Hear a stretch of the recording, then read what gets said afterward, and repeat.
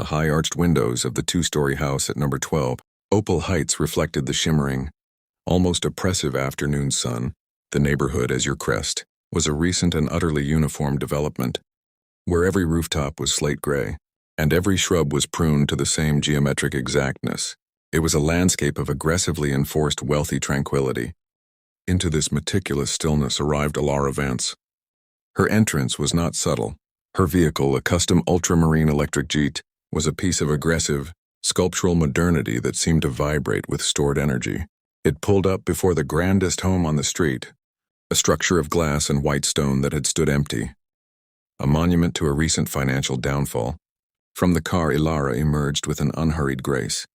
She wore a simple, expertly tailored sheath dress, a perfect foil for her skin, which held the warm, rich tone of polished walnut. She was tall, with a bearing that suggested both discipline and confidence. Her coiled, lustrous hair pulled back severely from a face of striking, high cheekbone beauty. She paused to survey the street, slipping on oversized sunglasses, an aura of calm, unreadable power settling over her. She was not merely moving in, she was occupying a space across the street. Behind the immaculate linen sheers of her window, Patricia Sterling felt a familiar surge of corrosive resentment.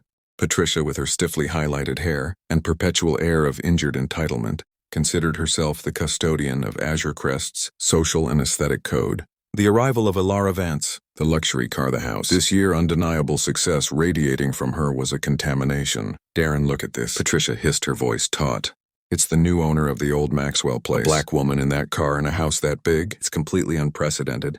Darren Sterling, a man whose primary goal in life was avoiding his wife's disapproval, ambled over, wiping his hands on his expensive cargo shorts. He saw the car, the house, and then Alara. A flicker of something akin to admiration crossed his face, before Patricia's icy gaze froze it into suspicion. Whoa, Darren whistled quietly. Well, the neighborhood is getting a scenery upgrade. Patricia shot him a look that could curdle cream. Don't be disgusting, Darren. That's the problem. How did she afford that?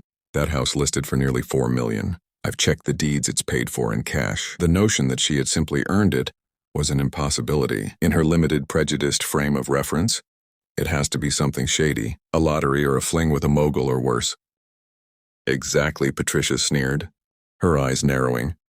This is a neighborhood for executives and surgeons, for people who belong, not for that. The unspoken racial and class slur hung heavily between them, thick and suffocating in the climate-controlled air. I'm the head of the welcome committee. I will be paying her a very thorough visit the next morning, armed with a folder full of HOA regulations and a camera with a powerful telephoto lens. Patricia began her campaign.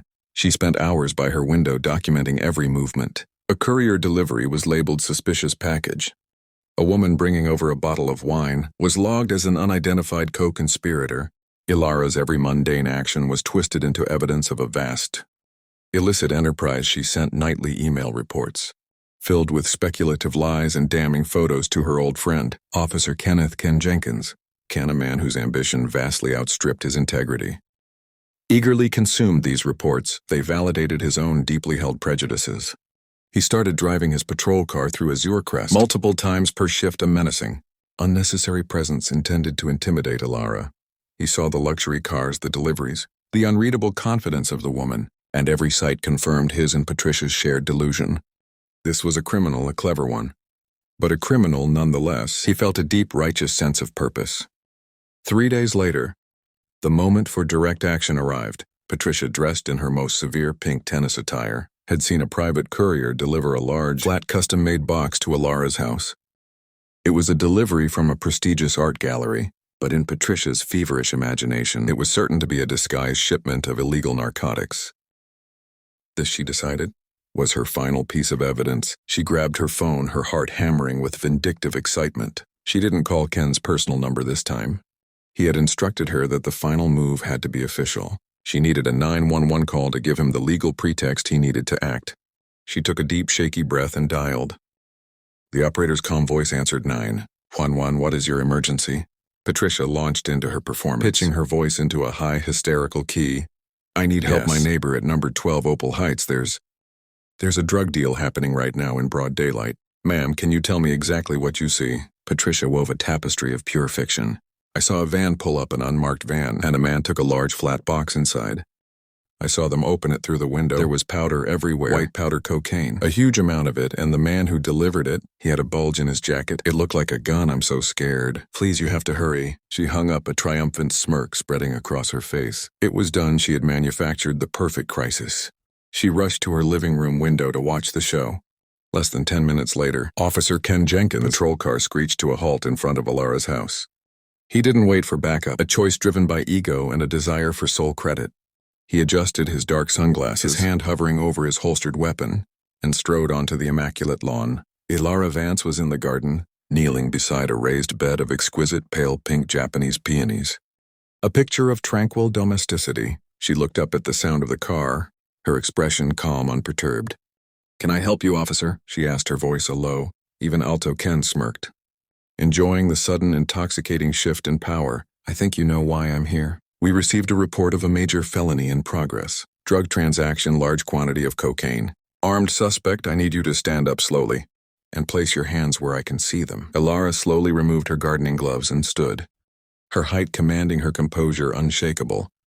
"A report from whom, officer?" "A Mrs. Patricia Sterling." Perhaps Ken flinched momentarily, unsettled by her knowledge, but his aggressive conviction quickly returned.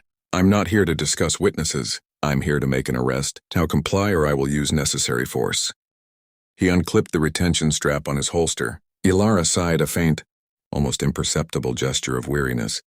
She looked at the angry, red-faced man standing over her.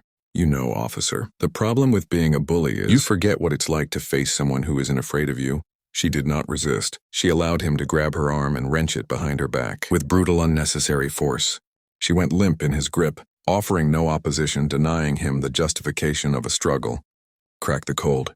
Final sound of the steel handcuffs locking around her slender wrist echoed in the quiet cul-de-sac. He cinched them far too tightly, the metal biting painfully into her skin. "You have the right to remain silent," Ken grunted, breathing heavily from the exertion, his voice thick with malicious triumph. As he forced her toward the patrol car, "You're under arrest for possession with intent to distribute." "On what grounds, officer?" Alara asked, her voice tight with pain but steady. "What is your probable cause?" "My probable cause is a sworn eyewitness who saw you with a kilo of cocaine and a man with a gun," he shot back.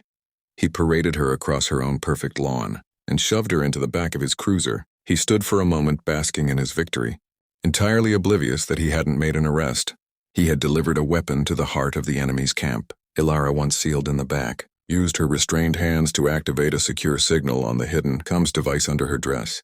She didn't call a lawyer. She called the direct, secure line to her boss, Director Edward Thorne. "Director Thorne, this is Special Agent Vance," Alara said, her voice low and professional.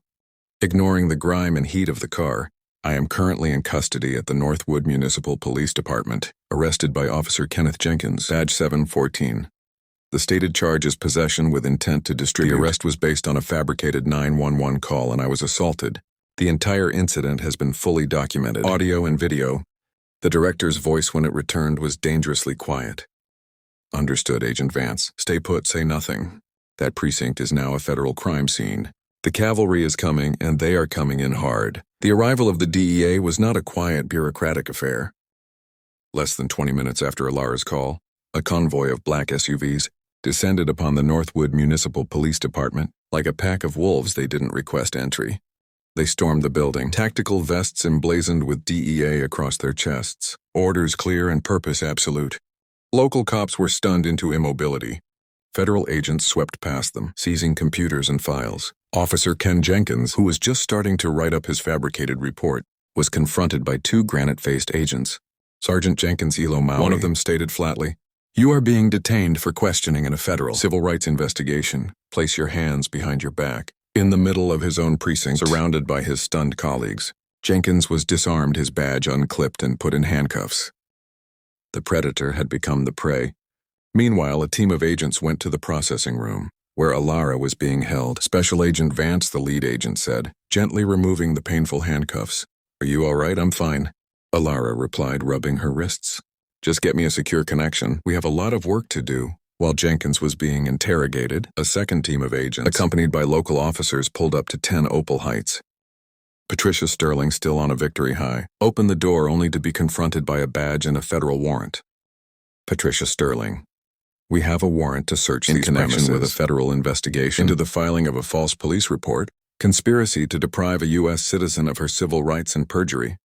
The wine glass slipped from Patricia's fingers and shattered on the Italian tile floor. Her world tilted. Her phone, her laptop and her camera, the entire archive of her wicked conspiracy, were seized as evidence in the interrogation room. Jenkins was confronted with the audio recording of his conspiracy with Patricia and the 4K video showing his brutal, unprovoked assault on an unresisting federal agent. Down the hall, Patricia was confronted with the video of her own face, contorted not by fear, but by pure gleeful malice as she filmed Ilara's humiliation. The evidence was absolute. Their web of lies was incinerated. The consequences were swift and catastrophic. Officer Kenneth Jenkins was summarily terminated and sentenced to 30 months in a federal, low-security prison. Patricia Sterling was convicted and sentenced to 2 years in a federal correctional institution. The judge cited the profound racial animus and calculated malice of her actions. Her husband, who cooperated to avoid charges, immediately put their house on the market to cover the ruinous legal fees. A year passed. The Sterling house was sold. The neighborhood of Azure Crest, having been forced to look at its own ugly reflection, was quieter, more thoughtful. Agent Lara Vance is in her garden. The peonies are in full glorious bloom. She kneels in the soft earth, finding a quiet, profound peace. Her supervisor, now retired Director Edward Thorne, sits nearby. The sentences were final. Ilara, they ruined their own lives, not yours. You fought them with discipline and with the law. Ilara looked at the peaceful neighborhood. The memory of the steel handcuffs had faded, replaced by this moment of tranquility. She had learned long ago that true power is the strength to meet ignorance with intelligence, and to trust that in the end, the truth is a weapon far more powerful than any lie. The garden was thriving, and the Order of Azure Crest had been irrevocably and justly reset.